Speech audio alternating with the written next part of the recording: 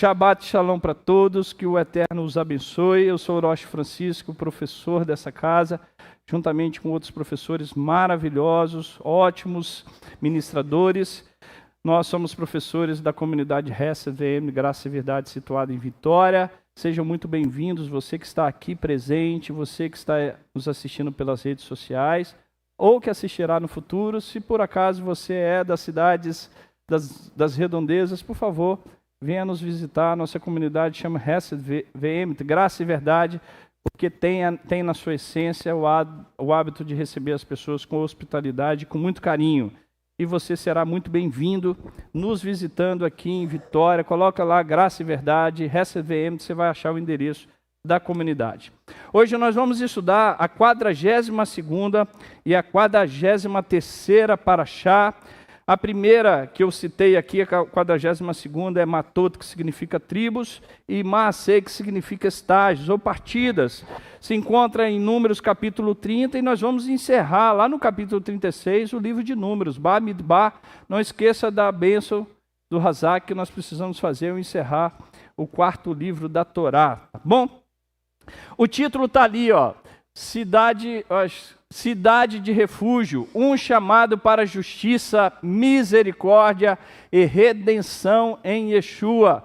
Você vai aprender hoje sobre as cidades de refúgio citadas na Torá, e você vai ver como ela é profética e como ela está conectada ao nosso Messias Yeshua.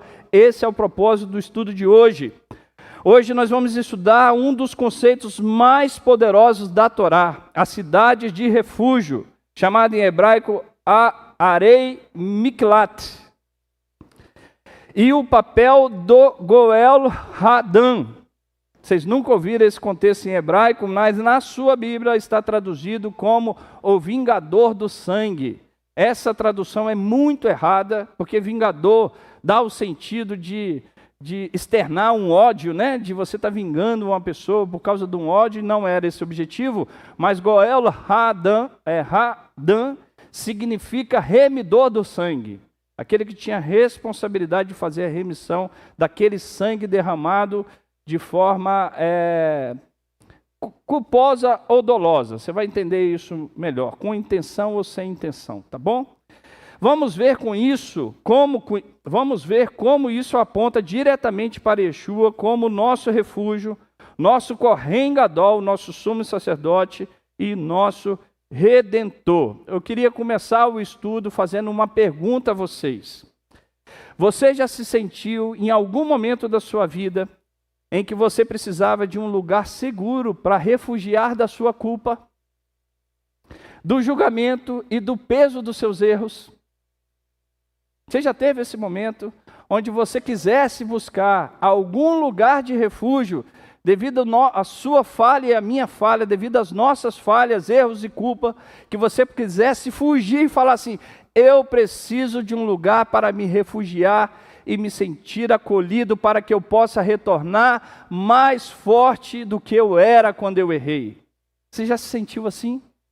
Pois bem, eu quero dar essa resposta a essa pergunta que eu acabei de fazer a vocês.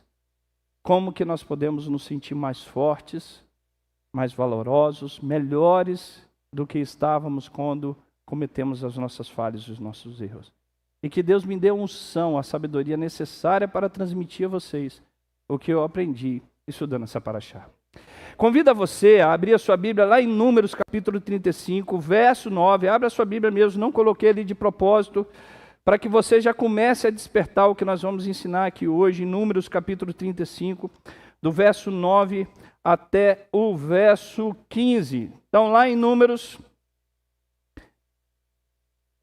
se você não trouxe a Bíblia, abre o seu celular. Geralmente as pessoas têm a Bíblia online ali, fique super à vontade também. A tecnologia veio hoje para nos favorecer. Então, vamos lá, Números 35, verso 9. Diz assim, ó: o tema do nosso estudo, embora são duas parashot, nós vamos centrar o nosso estudo sobre o tema da cidade de refúgio. Tá? Diz assim, ó: diz o Eterno a Moisés, verso 9 do capítulo 35, fala aos filhos de Israel e diga-lhes: quando passardes o Jordão para a terra de Canaã, escolhereis escolherei cidade para servir de refúgio, para que ali se acolha o homicida que matar alguém sem intenção. Essas cidades vos servirão de refúgio contra o vingador do sangue, Goel Hadã.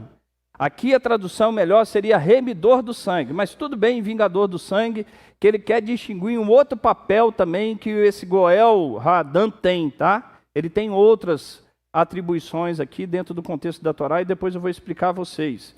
A fim de que o homicida não morra antes de comparecer para um julgamento perante a comunidade. Serão 6 as cidades que dareis por cidade de refúgio para vós. Darei 3 cidades dela do lado do Jordão e 3 dela na terra de Canaã como cidade de refúgio. Essas 6 cidades serão um lugar de refúgio para os filhos de Israel, para o estrangeiro e para o que se hospedar no meio deles, para que ali se acolha o homicida que matar alguém sem intenção. Eu vou dar uma breve explicação para vocês, o que significa a cidade de refúgio. Então assim, qual que era a finalidade que o Eterno estabeleceu na sua Torá para colocar 3 cidades de refúgios, e ela era uma cidade totalmente sinalizada dentro da terra de Israel, para que aquela pessoa que cometesse um homicídio não intencional, fugisse e não fosse morto pelo vingador do sangue, pelo remidor do sangue, que era uma obrigação dele assim fazer depois de um julgamento. Então ela era sinalizada dentro do território de Israel e de fácil encontro. Ela estava dentro das características territorial de Israel para que cada um tivesse tempo de correr para essa cidade e ali se sentir amparado e protegido, tá bom? Você vai entender um pouco mais, que parece que dá o sentido que a Torá aqui está protegendo aquele que assassinou, né? Você vai entender ali na frente, vamos lá. Então qual que era a função? Função principal. As cidades de refúgio eram um local para onde a pessoa que matasse alguém sem intenção, essa pessoa que cometesse um homicídio sem intenção, era chamado ali de shogeg. Ele podia fugir para a cidade. Lá ela estaria protegida do Goel Hadã, o vingador, e eu coloquei ali entre barras o remidor do sangue, que era normalmente o parente mais próximo da vítima, que tinha que redimir esse sangue que havia sido derramado. Em todas as situações, seja intencional ou não, ele tinha que estar amparando, redimir esse sangue que havia sido, é que eu escrevi errado lá. Ali, remidor está certo, né? Ele tinha que redimir esse sangue que havia sido derramado. A cidade de refúgio não era um abrigo para criminosos, mas um local de justiça equilibrada.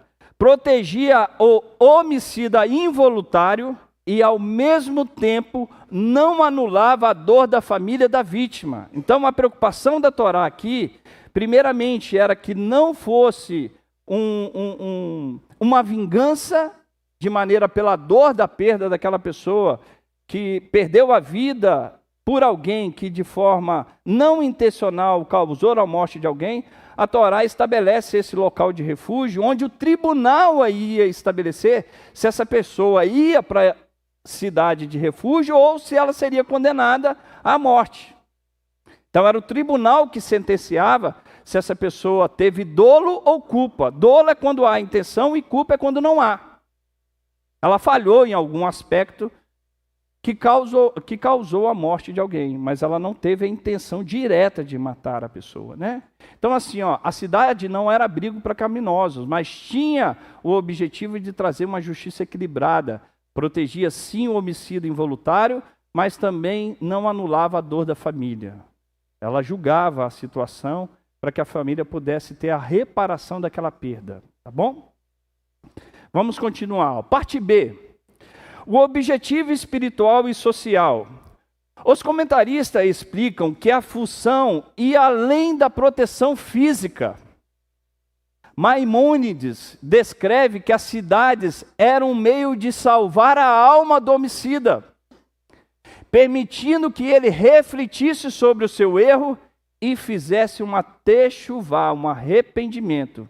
Então, a cidade de refúgio, além de proteger, tinha também a função de levar a ele a fazer uma autoanálise do seu erro, daquela situação que levou à morte de alguém, não de forma direta, no sentido de matar diretamente, mas querendo ou não, a sua falha levou à morte de uma pessoa. Por exemplo, alguém que está dirigindo um carro e, de certa forma, aumenta um pouquinho da velocidade permitida na rua, na avenida.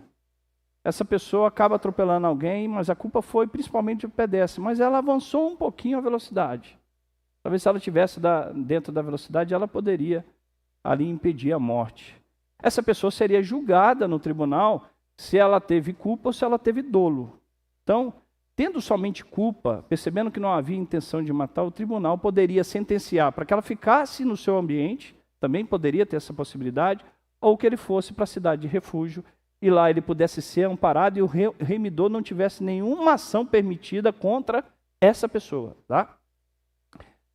Sifrei Bamidbar, que é um comentário dentro do livro de Números, diz assim, o isolamento do homicida visava evitar que a família da vítima cometesse injustiça no calor da raiva, mas também servia como um ato corretivo para quem matou. Então assim, não permitia que a família fosse pela raiva e cometesse um assassinato daquela pessoa que tinha causado um dano à família pela perda de um ente querido, mas também gerava um conceito de uma correção para aquele homicídio não intencional. Tá? Ponto C, uma educação e arrependimento. As cidades eram habitadas por levitas. Depois nós vamos ler aqui, está ali, eu vou ler com vocês. Essas cidades de refúgio, quem habitava essas cidades eram levitas. O Eterno, quando ele distribuiu as cidades para as tribos de Israel, a tribo de Levi não recebeu herança, ela recebeu cidades. Dentro das tribos de Israel, em todas as tribos, havia cidades separadas para os levitas, para que eles pudessem ali habitar, e essas cidades eram deles, tá? Eles não tinham a possessão da terra, mas tinham cidades que o Eterno tinha separado para os levitas. E essas 3 cidades de refúgio, Areit, Miklat, estavam dentro das cidades dos levitas. Então quem habitava essas cidades eram os levitas, responsável pelo templo, responsável pela guardião do Mikdash, né? pelo tabernáculo. Então as cidades eram habitadas por levitas, mestre da Torá.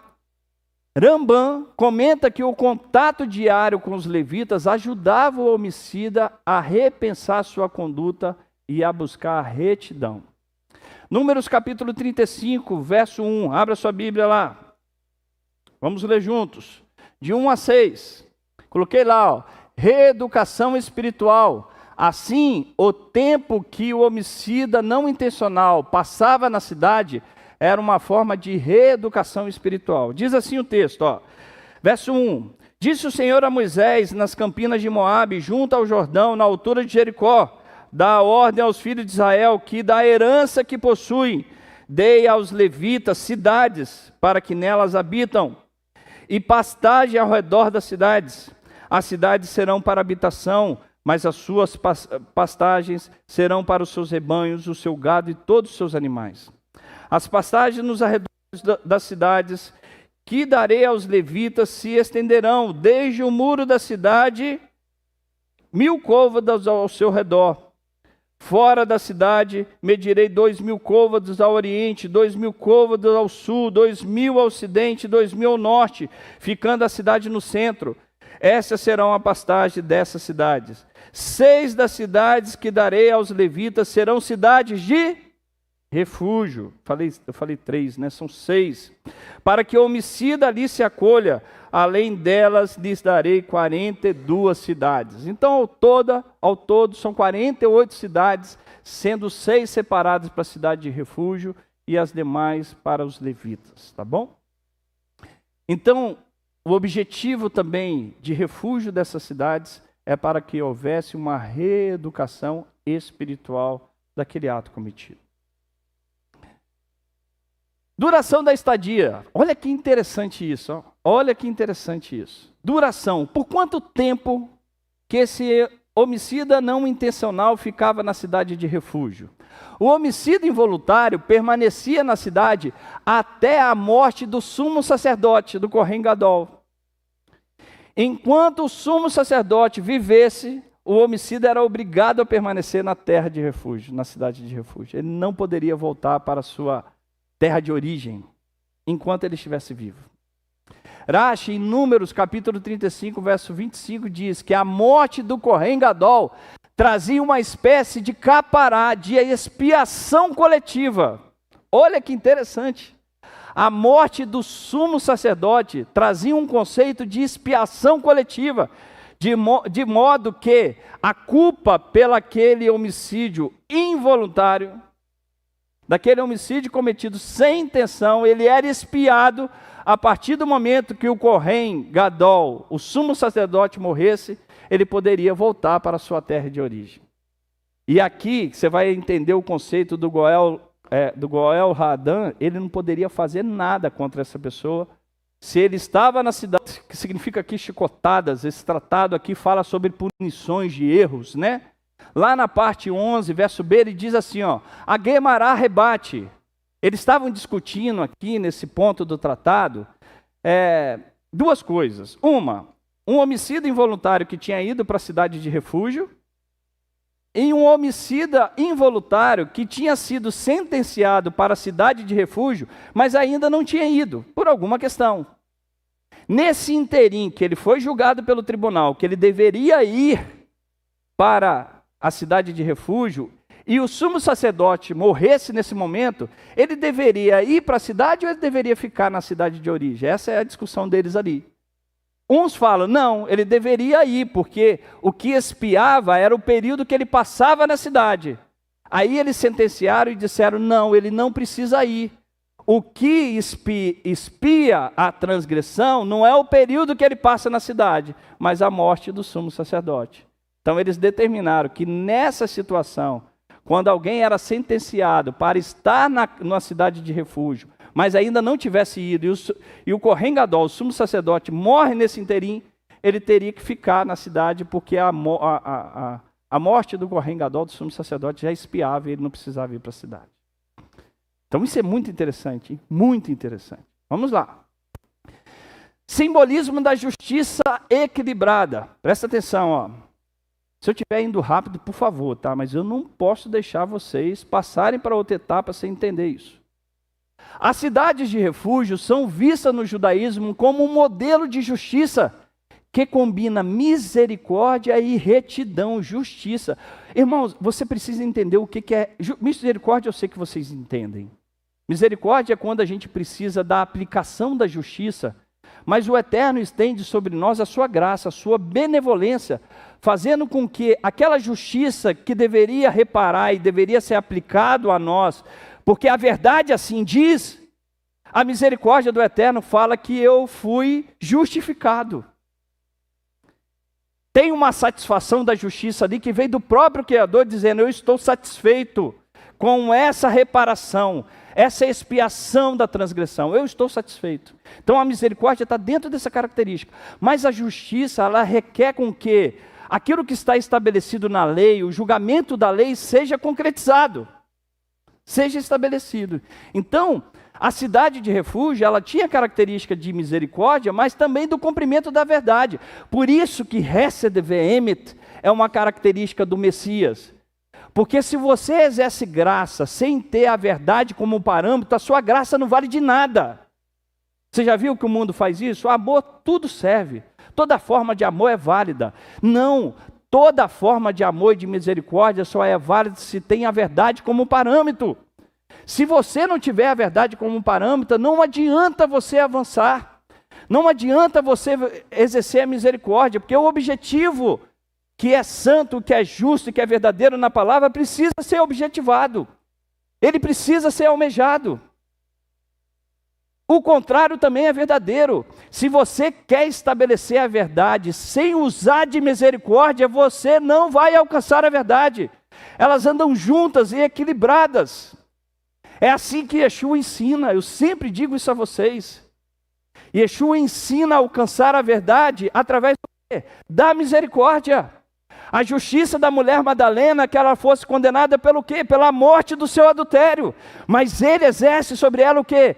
Misericórdia. Não uma misericórdia que incentivasse ela a permanecer no adultério, mas uma misericórdia que incentivasse a ela a deixar o pecado para trás e a evoluir para quê? Para a verdade. Por isso que a misericórdia sem a verdade, ela é falsa, e a verdade sem misericórdia, ela é falsa. E os sábios dizem isso, que quando o Eterno criou o mundo, se você olhar no início do primeiro capítulo de Bereshit, Gênesis 1, o nome do Eterno era Elohim. E o nome Elohim, que é expresso na Torá, lá no capítulo 1, está atrelado à justiça. É quando a aplicação da lei está como parâmetro. O nome Adonai, que a gente coloca aqui no nosso Arão HaKodesh, Adonai, Adonai, Er Harun, Verhanun, Ereapai, Verav Hesed Veemet, Adonai, Adonai, Deus misericordioso e compassivo, tardio em irar-se, cheio de graça e verdade. Quando o Eterno criou o mundo pela sua justiça, ele percebeu que o mundo não ia subsistir se a graça não estivesse presente. Aí a partir do capítulo 2 vem o nome Adonai, que está atrelado ao atributo do Eterno da misericórdia. E quando o Eterno está sentado sobre esses tronos da verdade e da misericórdia, imagina para qual ele tende a ir a mais? Da misericórdia. Da misericórdia. É isso que os sábios dizem. A cidade de refúgio são vistas no judaísmo como um modelo de justiça que combina misericórdia e retidão. Não havia pena de morte para um ato sem intenção. Então, misericórdia. Não havia pena de morte para um ato sem intenção, misericórdia. Mas também não havia liberdade imediata. Havia um tempo de afastamento, reflexão e reparação, justiça. Percebe? Você deveria morrer porque você causou a morte de alguém. Não, eu exerço misericórdia. Mas ao mesmo tempo eu te incentivo a permanecer nesse erro? Não. É um momento de reflexão, é um momento de reparação, é um momento de afastamento para que você possa evoluir e você caminhe e objetive o quê? A verdade. Então, era um objetivo misto de misericórdia e retidão caminhando sempre junto, graça e verdade. Hesed ve'emet. Olha só, agora nós vamos estudar. Deu para entender o objetivo da cidade de refúgio? Posso passar por esse ponto?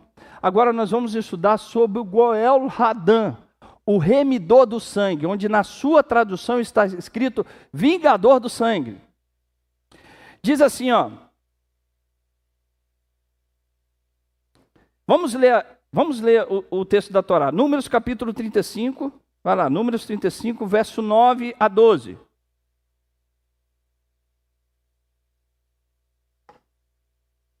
Diz assim, ó, presta atenção comigo. Já lemos, mas eu preciso ler com mais cuidado com vocês.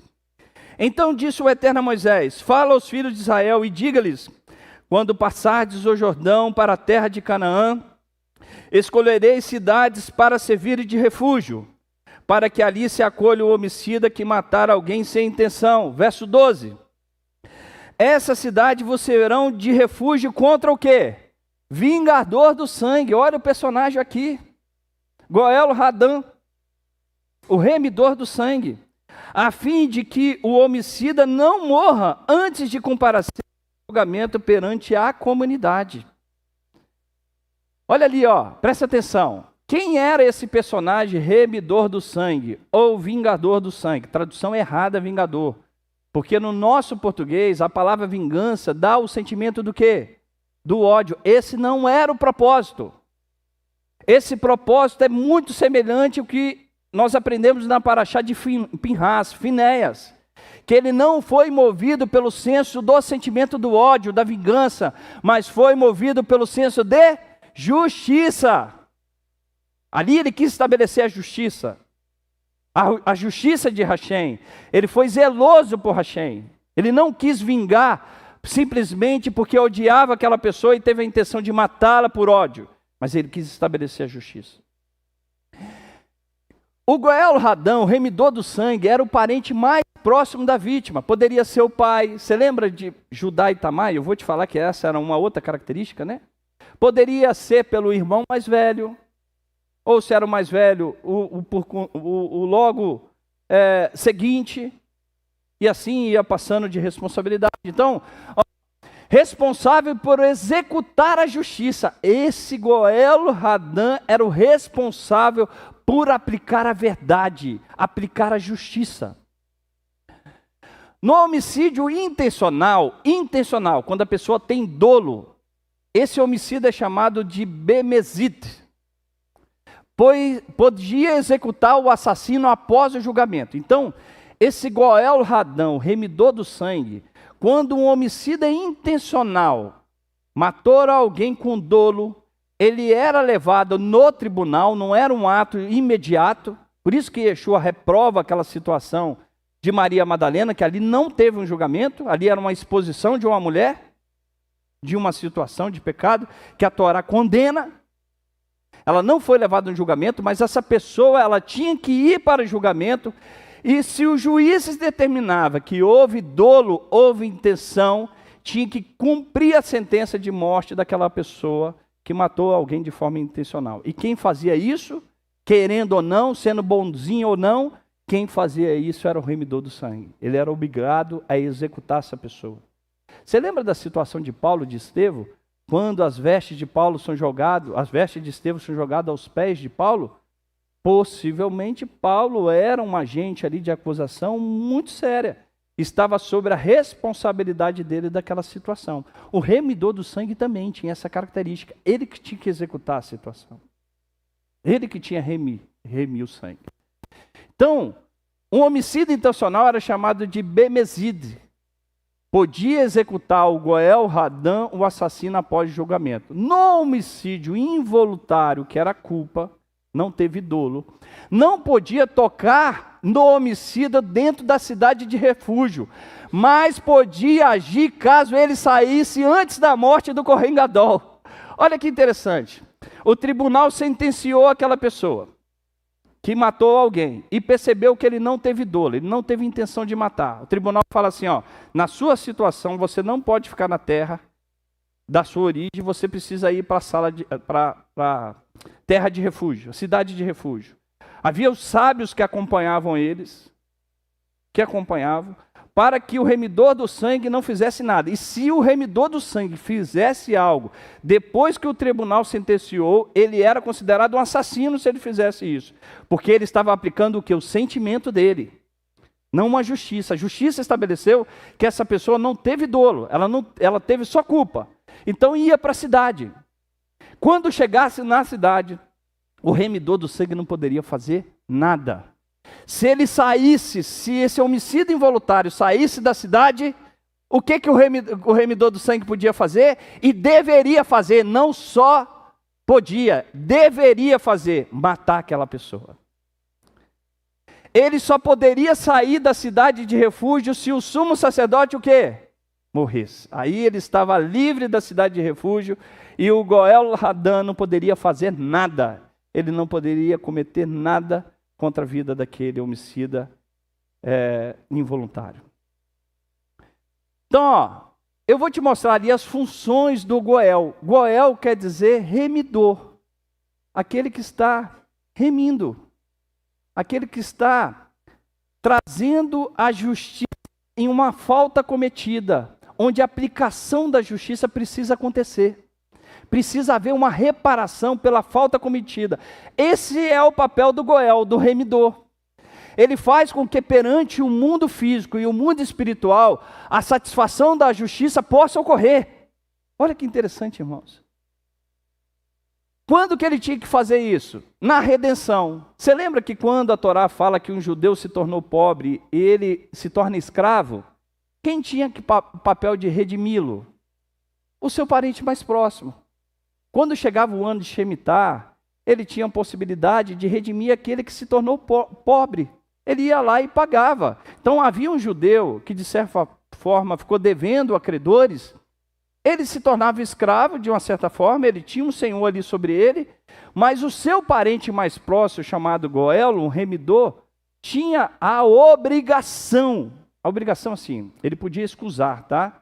Mas teria que encontrar dentro da família alguém que pudesse redimi-lo. Ia procurando assim por etapas até achar o remidor. Então, o Goel pode resgatar um parente que foi vendido como escravo ou perdeu sua propriedade. Ele é remidor do sangue. Então está ali, ó, é o caso que nós estamos estudando. O Goel Hadã tem o dever de trazer à justiça a morte de um parente assassinado, buscando justiça para o falecido. Ou a continuidade da linhagem. Você lembra do caso de Boaz e de Ruth? Lembra? Que Boaz, quando Ruth e a sua sogra Noemi volta da terra de Moabe, e ela perde os seus filhos, né? Não tem mais filhos para dar como esposo de Ruth. Ele vai procurar, ele chega e ela entra na terra de Boaz. E Boaz era um que estava dentro da linhagem do remidor da família de Ruth, de Noemi. Quando Ruth chega na terra, que fala assim, ó, eu preciso ser redimida, porque o meu marido me deixou sem filhos, e deixou o nome dele sem herança, sem perpetuidade do seu nome. Aí Boaz fala assim, ó, eu não sou o primeiro da linhagem, deixa eu ver aqui quem é o primeiro, eu vou perguntar a ele. Ele excusa dessa missão e Boaz toma para si. Ele vai e redime a família dos filhos de Noemi, porque não tinha deixado descendência. Então esse era um papel também do Goel. Então, não era só a atribuição de vingar o sangue, ele vingava a descendência, ele dava continuidade à descendência, ele podia redimir caso se tornasse pobre, alguém se tornou escravo, e no caso do remidor do sangue, ele executava a sentença, seja no caso de preservar a vida para que a pessoa fosse para a cidade de refúgio, ou seja, para executar se tivesse dolo no assassinato. Tá bom? Então vamos lá. Vamos dar continuidade. Deu para entender o papel dele? Ó, conceito judaico, o Goel Hadã e a cidade de refúgio. Vamos ler lá na Bíblia. Abra sua Bíblia em Números capítulo 35, no verso 16 a 28. Vamos ler junto, ó. 35, 16 a 28. Se alguém ferir a outro com instrumento de ferro, e este morrer, é homicida, o homicida será morto. Ou se ferir com uma pedra que possa causar a morte e ele morrer, é homicida, o homicida será morto. Verso 18. Ou se ferir com instrumento de madeira que possa causar a morte e ele morreu, é homicida, o homicida será morto. Verso 19. O vingador do sangue matará o homicida, encontrando ele o matará. Se alguém empurrar ao outro com ódio ou intencionalmente lançar contra alguma coisa e ele morrer, ou por inimizade ferir com a sua mão e ele morrer, aquele que o feriu será morto, é homicida. O vingador do sangue, encontrando o homicida, o matará. Se, porém, o empurrar acidentalmente, sem inimizade, ou contra ele lançar algum projeto sem intenção de atingi-lo, ou sem o ver, deixar cair sobre ele alguma pedra que possa matar, e ele morrer, não sendo ele seu inimigo, nem tendo procurado para o mal, então a comunidade julgará entre ele e o vingador do sangue, segundo essas leis. Percebeu, irmãos, o papel do vingador? Então vamos dar continuidade ali, ó. Vamos lá. Ó. Aqui, olha aqui para mim, ó. Aqui a Torá faz uma distinção muito importante. O homicida intencional, bemezit, deveria ser julgado e condenado. E o Goel Hadã podia executar a sentença. Já o homicida involuntário, beshogeg, tinha direito ao refúgio. Olha as explicações dos sábios. Olha as explicações. Rashi diz: o Goel Hadã age como agente da justiça divina, não por ódio. Os sábios dizem que se ele agisse por ódio, ele era considerado um assassino e teria que morrer da mesma forma. Aí ele ia para o tribunal ser julgado. Mas se ele age pela justiça divina, ele era um agente da justiça. Agente da justiça. Rambam Maimônides diz assim, ó, dentro da cidade o homicida é intocável, fora dela está em risco. Então, dentro da cidade de refúgio, ele é intocável. Fora da cidade de refúgio, ele está em risco, correndo risco, sério risco. O Talmud de Makot, capítulo 11, disse: a morte do Kohen Gadol, do sumo sacerdote, traz expiação coletiva e encerra o direito do remidor do sangue. Vamos continuar. Ó. Eu trouxe um gráfico ali para vocês, um fluxograma, só para que você possa analisar comigo. Ó. Deixa eu ler com vocês ali, para ficar bem claro. Tá dando para todos enxergarem? Tá lá, ó. Eu vou ler para vocês. A parte primeira está escrita assim, ó: morte ocorre. Então alguém morreu. Eles vão analisar, o tribunal vai analisar se o homicídio foi intencional ou se o homicídio foi involuntário. O tribunal julgando intencional, culpado, vai aqui para a sua esquerda e diz assim, ó: o remidor do sangue pode executar após a sentença. Ele não era precipitado, ele não podia agir sem a sentença. Então houve o tribunal, sentenciou ele como culpado, ele pode agir conforme a sentença. Na sua direita está escrito assim, ó: ele não teve culpa, ele não teve dolo, ele só teve ali falhas, erros, ele não tinha intenção de matar. Foge para a cidade de refúgio, Aharei Miklat, permanece dentro da cidade, ele é protegido contra o remidor do sangue. Se ele sai da cidade, o remidor do sangue tinha o dever de matá-lo. Se o sumo sacerdote morre, ele poderia voltar para a sua terra original? Poderia voltar. Então ele estava expiado o seu pecado e a justiça estava plena, ele poderia voltar livre. Deu para entender isso, né, irmãos? Estou sendo repetitivo nesse ponto porque é super relevante para você entender o que eu vou ensinar a partir de agora. Olha só. Resumo. O sistema jurídico bíblico, após um julgamento justo do réu, condenava à morte o assassino intencional, sendo a sentença concluída pelo remidor do sangue. E o homicida involuntário, em determinados casos, não eram todos, era enviado para a cidade de refúgio, que tinha por finalidade proporcionar um mecanismo divino de equilíbrio, que protegia a vida do homicida involuntário e impedia a vingança descontrolada. Dava um tempo para o coração da família da vítima se acalmar e proporcionava ao infrator um ambiente de reflexão, techuvá e educação espiritual. Irmãos, isso aqui é tão revolucionário da Torá na sua época, mas tão revolucionário, que as doutrinas pagãs da época da cidade era que ficava uma situação de morte entre famílias, porque um vingava a morte, depois matava, o outro vingava a morte daquele que morreu, e ficava aquela briga e inimizade entre família aos montes. Se a gente voltar algumas décadas em territórios aqui rurais, você vai ver essa situação presente aos montes. Eu vivenciei isso na minha adolescência. Eu tinha 2 amigos, que eu não posso citar o nome aqui, que muitas das pessoas que me conhecem lá onde eu nasci vão saber quem são, porque ficou famoso no bairro. Eram amigos que eu convivia, os dois, convivia mesmo. Amigos de bater papo, de jogar bola, de brincar juntos. E 2 famílias tradicionais do bairro, as 2 famílias tradicionais, todos queridos, todos amigos, os pais, os irmãos, todos da mesma idade, a gente brincava junto. Um da família foi para o lado da criminalidade. Essa família tinha aproximadamente uns 6 irmãos, e a outra tinha 3 irmãos. Um da família foi para o lado da criminalidade. Esse criminoso viu a prosperidade desse nosso amigo, que se tornou um empresário bem próspero. Ele quis roubar o empresário, mandou os caras irem lá para assaltar o empresário. Nesse assalto, matou o empresário e ele morreu. Descobriram que quem mandou roubar o estabelecimento e teve a morte dessa pessoa tinha sido esse amigo nosso criminoso. O que o irmão do outro fez? Fez uma emboscada, havia um quebra-mola dentro do bairro, quando ele passou com o carro, deu 10 tiros no cara. Morreu na hora.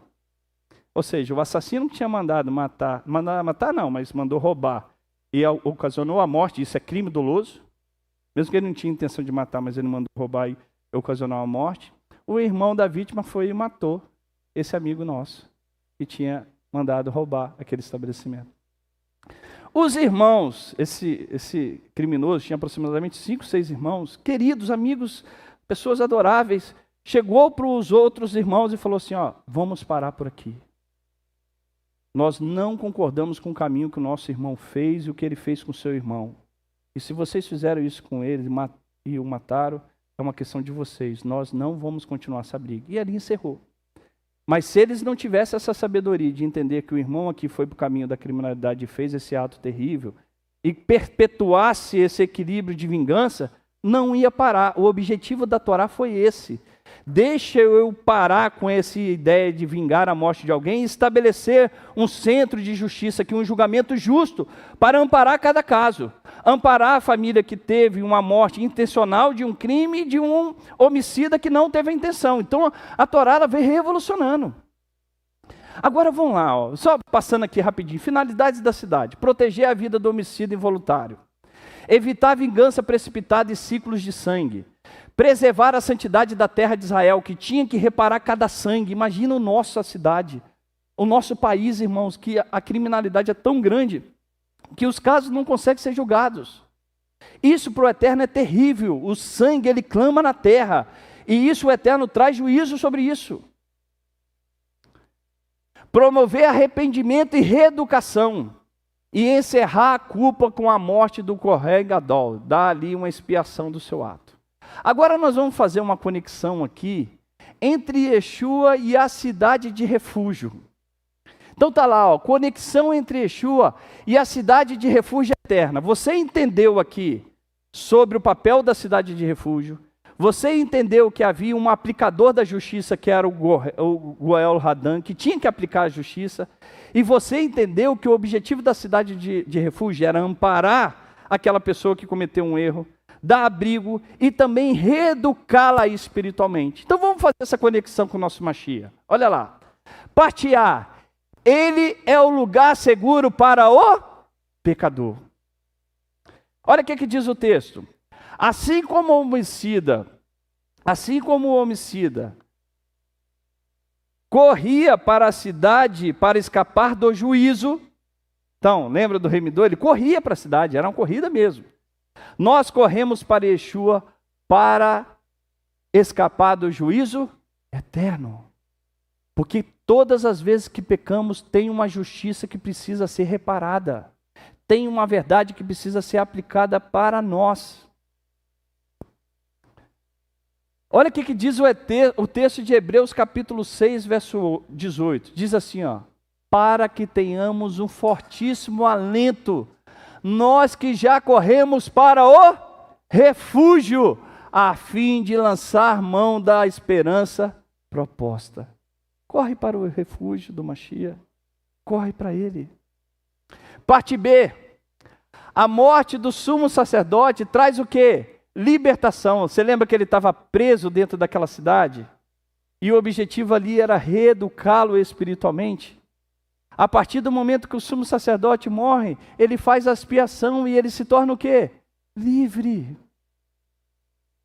O homicida era liberto da cidade somente após a morte do sumo sacerdote, conforme Números 35, 25.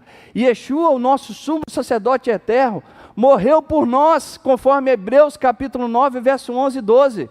Sua morte traz capará, expiação, e nos liberta do quê? Da condenação, do anjo da morte. A justiça que precisa ser reparada. Você lembra lá do texto de Êxodo, quando veio o anjo da morte, que quando ele chegava nas casas, e se a pessoa estivesse dentro da casa, o que livrava ele da morte? O sangue nos umbrais da porta. É como que se o sangue dissesse assim: eu sou o remidor desse que merece a morte, mas o meu sangue faz a satisfação da justiça, e ela se torna plena. Ele está sobre o meu abrigo, aqui ninguém toca. A morte não tem poder sobre aquele que está no abrigo do Mashiach. Ele é o nosso refúgio, ele é a nossa cidade de refúgio. O que acontecia com todos que estavam fora da casa dos israelitas? A morte, a satisfação da justiça pelos pecados praticados. Mas se você estivesse dentro da casa, dentro da cidade de refúgio, dentro da satisfação plena da Torá, que traz redenção e remissão não somente ao judeu, mas a todo ser humano nos 4 cantos da terra que abraça a fé do Mashiach, esse é lavado e expiado pelo sangue desse Cordeiro e se torna um refúgio pleno e eterno. Hoje eu estou gritando, né? C. Ele reeduca e transforma. Reeduca e transforma. Yeshua, além de redimir o seu sangue, além de ser a satisfação plena do eterno, para a aplicação da sua verdade, da sua justiça, ele reeduca a sua vida. O Lucas falou na semana passada, deixa eu só fazer uma correção. A Torá, ela tem poder de salvar sim. Escuta o que eu estou te dizendo. A Torá tem poder de salvar sim, desde que você cumpra ela plenamente. Se você cumprir a Torá sem errar num ponto, você tem a salvação. Mas como Deus conhece a estrutura humana e a imperfeição do ser humano, Deus sabe que é impossível o ser humano conseguir cumprir a verdade plena. E Deus deu a satisfação da sua justiça, que é quem? O Messias, o sangue do Cordeiro. É por isso que nenhuma condenação está naqueles que estão em Yeshua, para que a justiça da Torá se cumpra em nós. Porque conforme Hebreus capítulo 4, ele foi tentado em tudo, mas não cometeu pecado. Nós não. Somos tentados e cometemos pecado. Então a justiça da lei se cumpre quando nós temos o Mashiach em nós. Por isso que Paulo fala lá em Gálatas, eu não lembro, fala assim, que se você sair do Mashiach, obrigado está em guardar toda o quê? A lei. Isso quer dizer o quê? Se você tira a forma, porque a Torá ensina assim, guarde o mandamento, essa é a verdade. Mas a Torá também, além de te mostrar o modelo de como você deve se comportar, ela também te ensina como reparar quando você errar. E quando você erra, a salvação para continuar em você está em quem? Em Yeshua, é só nele. Se você tira ele, você está obrigado a o quê? Guardar toda a lei. E você é capaz de guardar toda a lei? Eu sou capaz de guardar toda a lei? É evidente que não. Porque somente o Mashiach foi tentado em todas as coisas e não pecou. É nele que nós somos justificados, é nele que está a redenção, é nele que está a satisfação da justiça. Mesmo que eu e você tenhamos falhado, nele nós somos plenos e justificados em Deus. O cristianismo entende isso aí quando Paulo fala assim, se você, eu acho que ele usa a expressão, depois tenta encontrar esse texto para mim, para eu falar. Ele fala assim, se você afastado estar do Messias, uma expressão assim, está obrigado a guardar toda a lei, como que se a gente não tivesse a obrigação de guardar os mandamentos, não é esse sentido. Ele está dizendo, dentro da lei existe a verdade e existe a forma de reparar quando você fala a verdade. Se você tira essa reparação, então você só resta um caminho, meu filho, não errar. Porque se você errar, desculpa a palavra, você está lascado. Não tem reparação para você. Você pode buscar qualquer meio. Tem uma música que eu estou cantando que assim, eu vi o Mike cantando no dia, junto com a Vitória, no casamento que a gente celebrou no sábado passado, que é aquela música do judeu, como fala? Junto ao poço estava eu, quando um homem judeu viu a sede que havia em mim. Sem me ouvir, me conheceu, mas me ofereceu uma água que jorra sem fim. Dá-me de beber, pois tenho sede, não quero mais buscar em outras fontes. Não precisarei aqui voltar para minha sede saciar, uma vez que eu já ouvi teu falar. Irmãos, quem ouviu essa voz? Quem ouviu essa voz que transforma e resgata e redime o ser humano, não busca outra fonte. não busca outra forma de redimir o seu pecado, não busca outra forma de expiar o seu pecado, porque sabe que nele está a fonte de vida eterna, e nele abraça, não precisa buscar outro meio, porque ele é a nossa cidade de refúgio, ele é a sua cidade de refúgio. Se você está numa situação de pecado, corra para essa cidade, corra para esse Kohen Gadol, para esse sumo sacerdote, porque ele tem abrigo eterno para cada um de nós. E ele sabe de nossas condições, das nossas imperfeições. Yeshua nos chama para sermos perfeitos como ele é, mas ele conhece a nossa estrutura. Ele sabe o quão pecadores somos. Por isso que a Torá aponta em tudo ao Mashiach. Essa cidade de refúgio está apontando ele o tempo todo. Se você está no pecado, não corra para outra região, mas corra para a cidade de refúgio, e tudo sinaliza ela, tudo sinaliza o Messias, corra para ele. Pois o seu sangue, o seu sacrifício é suficiente para nós, não só para nós, mas para toda a humanidade, não só para esse mundo físico, mas para o mundo espiritual, não só para o tempo presente, para o passado e para o mundo vindouro. Ele reeduca e transforma. Na cidade de refúgio, o homicida vivia com os levitas e aprendia a temer o eterno. Em Yeshua, somos reeducados pelo Espírito Santo e pela palavra, sendo transformados de dentro para fora. Eu sei, irmãos, olha que eu vou te dizer. A Torá tem um modelo de salvação para nós. E eu gostaria, Rocha Francisco, em cumprir tudo que a Torá me diz. Mas eu sou falho, sou pecador. Mas o meu pecado eu não fico remoendo, eu vou seguir, vou deixá-lo para trás, porque eu sei que eu tenho um remidor. Eu sei que eu tenho um sumo sacerdote que conhece as minhas fraquezas e conforme Hebreus capítulo 4, intercede diante de Deus por mim e por você. E é confiado nessa remissão que eu me apego e eu sigo para o alvo que Ele me chamou. Que chamou a cada um de nós. O que a gente quer muitas vezes é perpetuar no pecado e fugir para outras regiões, mas não para esse braço de refúgio. Sem Ele não há remissão. Sem a morte expiatória de Yeshua, assim como o Kohen Gadol, nós nunca podemos ser livres. E se sairmos desse refúgio, dessa cidade, a justiça vai ser aplicada em nós e a morte está presente.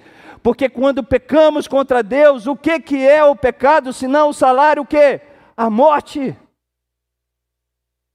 Só somos livres do poder da morte se o sangue desse cordeiro estiver sobre os nossos umbrais da porta, dos olhos, dos ouvidos, do coração e da boca. Se tivermos os umbrais passados com o sangue do cordeiro, não tem o poder da morte sobre nós.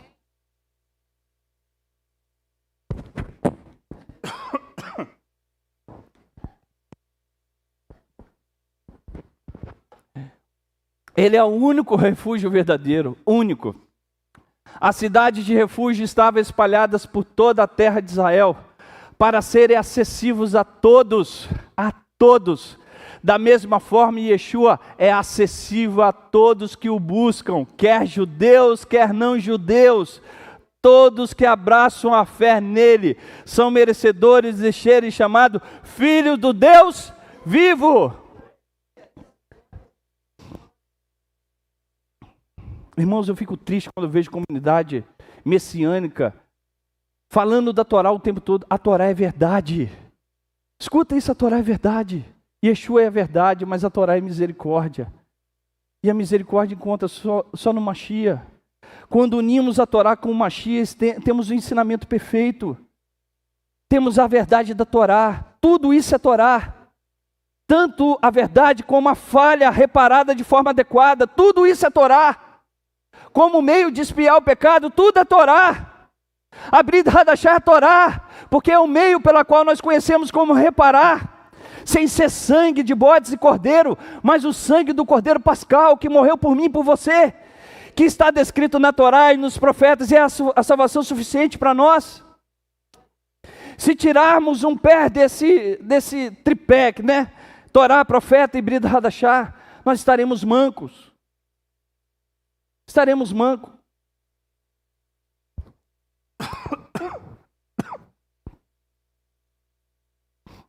Eu acho que eu gritei tanto que nem o negocinho está funcionando. Resumo. Azarei e Miquelate, cidade de refúgio, apontam para Yeshua, que cumpre plenamente seu objetivo. Qual é o objetivo? Proteger, libertar, restaurar o culpado que busca arrependimento.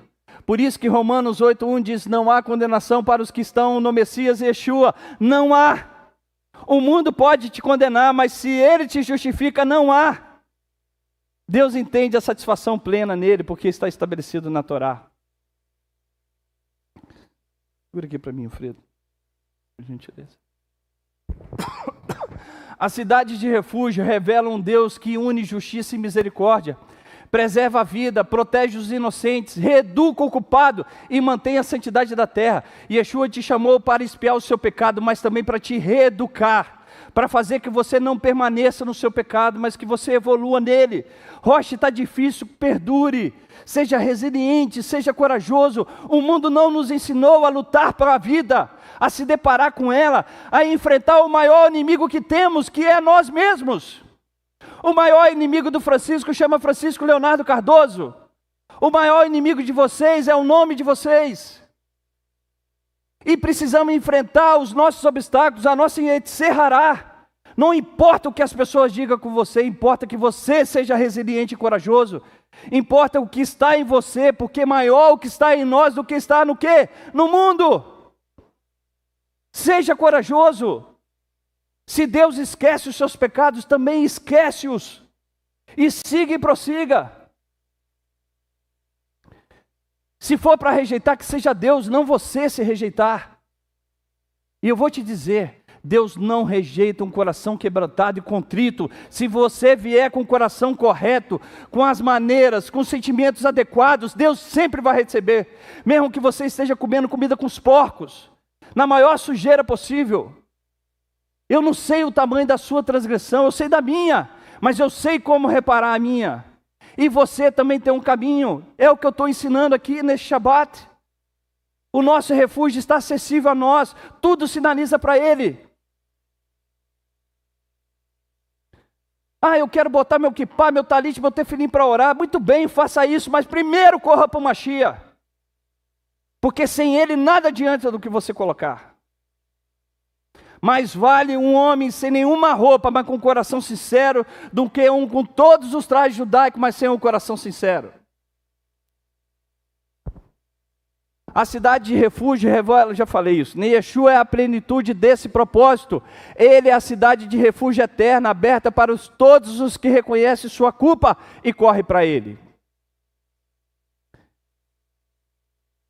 Vai, ô aparelhinho. Em Yeshua, vemos um paralelo. O pecado nos torna culpado de morte. Olha que interessante, irmãos. O pecado nos torna culpados de morte. E o vingador, a justiça divina. Irmãos, é porque assim, essa palavra vingador parece que foge da ação de Deus, né? Não parece que foge da ação de Deus? O anjo da morte era uma ação de Deus lá no êxodo do Egito? Era uma ação de Deus? Era. Era a justiça se cumprindo pelo pecado. Se não tivesse o sangue, era a morte. O vingador aqui do sangue é a justiça divina requerendo a sua falta. Agora, para que você não seja encontrado nela, eu lembro de um testemunho de um amigo querido que foi visitar. Eu não estou preocupado com o horário hoje não, tá? Vocês ficam super à vontade. Se quiser sair, não vou ficar chateado. Não vou. Mas estava lá. Tem coisa que a gente precisa dar o lugar certo. É o momento certo. Esse amigo foi falar da palavra de Deus para um homem que estava com câncer, prestes a morrer. Não esqueça, um testemunho verdadeiro, amigo querido também. Ali no Santa Rita. Quando ele chegou lá, o cara, ele começou a orar, ele já tinha, não era um crente, ele aceitou o Senhor poucos dias antes do seu falecimento.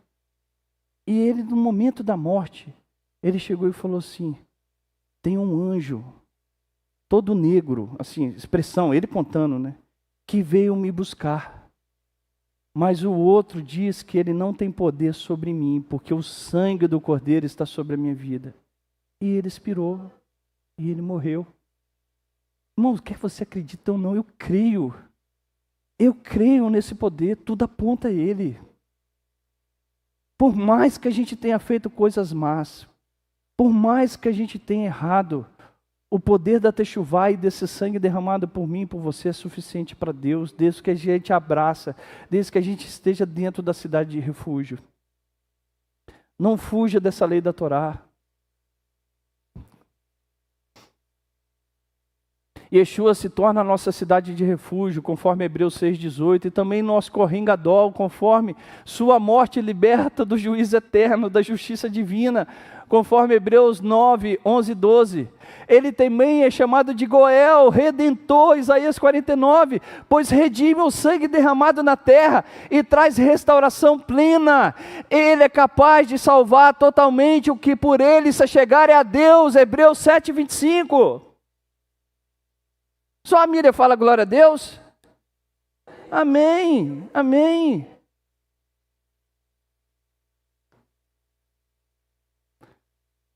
Agora eu vou fazer uma pergunta a vocês. Uma pergunta. Na verdade eu fiz essa pergunta para responder a vocês. Na comparação com a cidade de refúgio e o abrigo de Yeshua, como podemos fazer essa associação? Se a maioria dos nossos pecados são intencionais e não involuntários. Eu não disse a vocês que quem corria para a cidade de refúgio é quem tinha feito um pecado não intencional, involuntário? Não disse isso a vocês? Mas a maioria dos pecados que cometemos é involuntário ou é intencional? É intencional. Então vamos tentar dar uma resposta para essa pergunta. Não devia, né? A gente não deveria encontrar o refúgio em Yeshua, né? Mas olha que interessante. É uma pergunta legítima. Porque à primeira vista parece difícil associar Yeshua, nosso refúgio e nosso Kohen Gadol, sumo sacerdote, com a figura do homicida involuntário na cidade de refúgio, uma vez que a maioria de nossos pecados são intencionais e não apenas involuntários. Mas a Torá e a Brit Hadashah nos mostra que essa associação é coerente. E por que é coerente? Letra A ali que eu vou mostrar para você. O homicídio involuntário como uma metáfora espiritual. Você lembra que eu ensinei a vocês que quando você analisa a Torá, você tem que olhar pelo lado literal, mas também tem um segredo por trás? Um sod que a gente precisa extrair para entender? No nível literal, chamado de Pichat, que é simples, a cidade de refúgio era apenas para homicídios não intencionais. Mas no nível espiritual, elas ilustram a condição humana. Mesmo quando não queremos, acabamos ferindo o coração de Deus e do próximo. Muitas vezes, minimizamos o peso do pecado e enganamos sobre as nossas intenções. Irmãos, quantas vezes que a gente peca contra Deus, intencionalmente, mas a gente desconhece o peso do nosso pecado espiritualmente falando. E Deus olha isso com misericórdia. Deus olha porque Ele sabe que a gente ainda não conhece de forma plena as consequências de nossos atos. De certa forma, nós estamos cometendo alguns erros, o quê? Mesmo intencionais, com características involuntárias, porque se a gente soubesse de fato a consequência deles no mundo espiritual, não cometeríamos. Olha o que diz Paulo, lá em Romanos 7,15. O que eu quero fazer, não faço, mas o que eu odeio, isso eu faço. Aqui ele descreve uma condição parecida com o homicida involuntário. Agir de forma que destrói, mesmo sem perceber toda a gravidade. Parte B. Vamos lá, vamos dar a resposta a essa pergunta. Mas, e os pecados intencionais? A Torá é clara. Pecados dolosos, intencionais, são mais graves. Como podemos então falar em refúgio para quem erra sabendo o que está fazendo? Existe uma diferença muito grande entre rebelião e arrependimento. O homicídio intencional, que permanece rebelde, não tinha lugar na cidade de refúgio. Assim também, o que persiste no pecado sem arrependimento não encontra refúgio em Yeshua. Não encontra. Mas aquele que se arrepende, faz techuvá, reconhece o seu erro e busca refúgio em Deus, é acolhido pela misericórdia de Hashem. Olha o que diz o texto. Se confessarmos os nossos pecados, Ele é fiel e justo para nos perdoar e nos purificar de toda injustiça.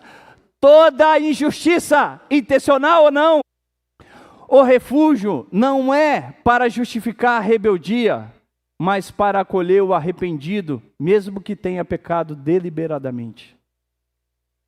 Já estou encerrando, tá, irmãos? Como Yeshua amplia o conceito da cidade de refúgio. Yeshua leva a ideia da cidade de refúgio a um nível muito superior. Ele não apenas nos protege da justiça divina, Ele mesmo sofre a pena no nosso lugar. Irmãos, Ele mesmo sofre a pena no nosso lugar. Mesmo os pecados cometidos com intenção podem ser cobertos se houver arrependimento sincero. Olha o que Yeshua ora as últimas frases em nosso meio, fisicamente falando, né? Ele sempre está no nosso meio, está aqui presente agora, falando no meu coração e no seu. Pai, perdoa-lhes, porque não sabem o que fazem. Eu queria levar você a pensar. Às vezes a gente acha que somente aqueles homens que contemplaram a morte de Yeshua estavam o crucificando. Quando cometemos os nossos pecados, também estamos crucificando o Messias. E Yeshua fala, Pai, perdoa, eles não sabem o que fazem. Por mais que a gente tenha intenção de crucificá-lo todas as vezes que pecamos. Todas as vezes que pecamos, estamos fazendo como esses homens que crucificaram o Messias. Pai, perdoa, eles não sabem o que fazem. Nós não sabemos o que fazemos, que crucificamos o Messias quando pecamos contra o Senhor. Mas esse Messias é misericórdia, é graça. Ele está de braço aberto e deseja receber a mim e você. Mesmo intencionalmente, Ele está aqui de braço, desejoso que você busque o seu abrigo. Essa frase revela que até os pecados aparentemente intencionais podem conter ignorância espiritual. Muitos de nós não temos plena consciência do peso do pecado. E por isso, a graça de Yeshua se manifesta a nós. Vamos ficar de pé? E para encerrar, fecha os teus olhos, eu quero que você medite nessa palavra. Diz assim, ó. Mesmo que reconheçamos que muitos de nossos pecados foram conscientes, a graça de Yeshua é maior. Ele é a cidade de refúgio perfeita que acolhe o arrependido e o transforma. Seja ele homicida involuntário ou um rebelde que se arrependeu. Irmãos, esse texto aqui ficou comigo durante o mês todo, que diz assim, ó. Onde abundou o pecado, superabundou a graça. Onde abundou o pecado, superabundou a graça. Hoje,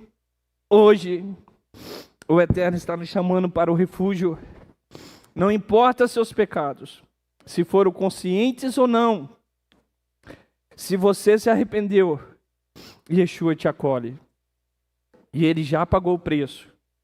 E Ele é o refúgio seguro. Corra para Ele e permaneça nele.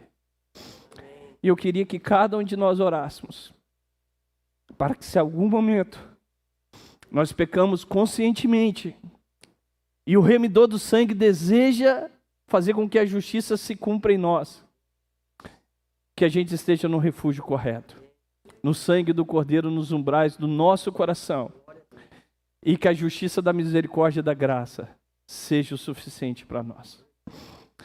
E para findar, eu quero ler um texto com você, nós vamos orar juntos.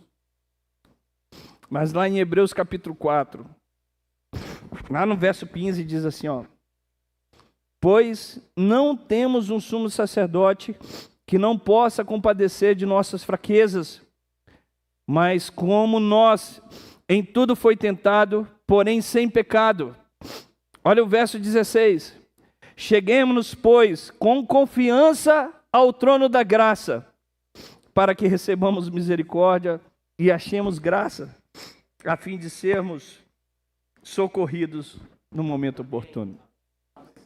Quando a gente fala de trono, geralmente a gente atrela o quê? Julgamento. Mas aqui fala trono de graça, de misericórdia. E é nesse trono que eu quero me apegar. É em Yeshua que eu quero ter os meus pés firmados. E é nele que nós temos vida e vida em abundância. Vamos orar juntos? Eterno, nós te agradecemos pela tua palavra. Te agradecemos por esse ensinamento que o Senhor nos trouxe. Te agradecemos por Yeshua, o nosso refúgio. Nele encontramos a satisfação da justiça em nós. Nele, Senhor, encontramos que o remidor do sangue não tem poder sobre as nossas vidas. Nele, Senhor, nós somos reeducados, somos transformados para vivermos uma vida de santidade, de maneira, Senhor, que através da sua expiação por nós, da sua morte expiatória, do seu sacrifício perfeito, nós somos livres e não há poder sobre nós a morte, porque nós temos vida em vida e abundância nele. Senhor, perdoa os meus pecados, perdoe as minhas faltas, perdoe dessa comunidade, perdoe o pecado de cada um. E, Senhor, fale ao nosso coração, transforme a nossa vida, que não viva nós, que não viva os Francisco, que não viva nenhum de nós, mas que Yeshua viva em nós, que Ele transforme, Senhor, os nossos corações, a nossa mente, o nosso agir, de maneira, Senhor, que nós sejamos a luz desse mundo, o sal dessa terra. Senhor, confiamos no poder da Tua palavra, confiamos, Senhor, porque ela é forte e penetra o nosso coração e as intenções que há em nós. Por isso, ajuda-nos, ó Pai, a fazer a techuvá. Não queremos olhar para trás, não queremos lançar mão do arado, mas queremos seguir, Senhor, para o alvo que o Senhor nos chamou para as suas obras, para a sua salvação. Por isso, capacite a cada homem, a cada sacerdote do seu lar, para que eles encontrem o refúgio no Senhor e que seja Yeshua o nosso cabeça, de maneira que os nossos lares sejam conduzidos pelo verdadeiro rocha, Yeshua HaMashiach, o perfeito, que nos leve e nos conduz à verdade. Transforme o nosso coração, e que ao ouvir a voz do Yeshua, nós não queiramos ouvir nenhuma outra fonte, nenhuma outra voz, nenhuma outra expiação, nenhuma outra redenção, a não ser aquela que se encontra nele, na sua santa palavra. Por isso, Senhor, aqui nós te recebemos com graça, e com muita gratidão por tudo que o Senhor tem feito sobre nós. Abençoe essa Querrilá, abençoe essa congregação, e fala no coração de cada homem, e que sejamos transformados pelo poder da Tua presença em nós. Nós te glorificamos e te agradecemos no nome de Yeshua. Que esse Shabat seja um Shabat especial em nossas vidas. Amém? Feche os teus olhos, curva a tua cabeça. Hazak, vamos falar muito bem o Hazak, né? Vamos falar com força, bota aí para nós. Deixa eu só encontrar lá o... Obrigado. Acho que vocês conhecem, né? Não sei se tem alguém lá na projeção, tem? Diz assim, ó, Hazak, Hazak, Venit Hazek.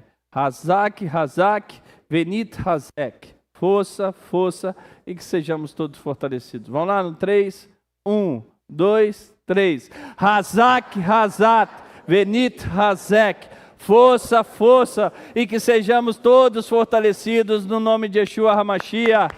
Amém. Amém. Feche os teus olhos, curva a tua cabeça.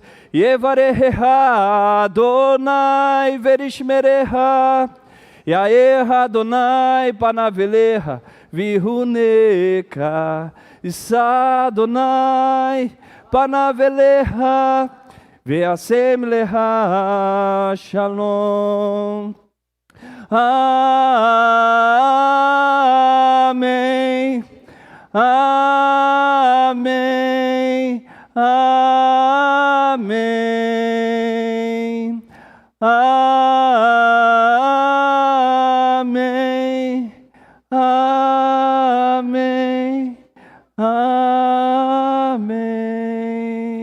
Que o Senhor te abençoe e te guarde, que o Senhor faça resplandecer o seu rosto sobre ti e tenha misericórdia de ti, que o Eterno sobre ti levante o teu rosto e lhe dê a paz. Perdão pelo horário, mas Baruch Hashem. Amanhã eu quero ver todos vocês aqui às 18 horas. Amém? Baruch Hashem, Shabbat Shalom para todos.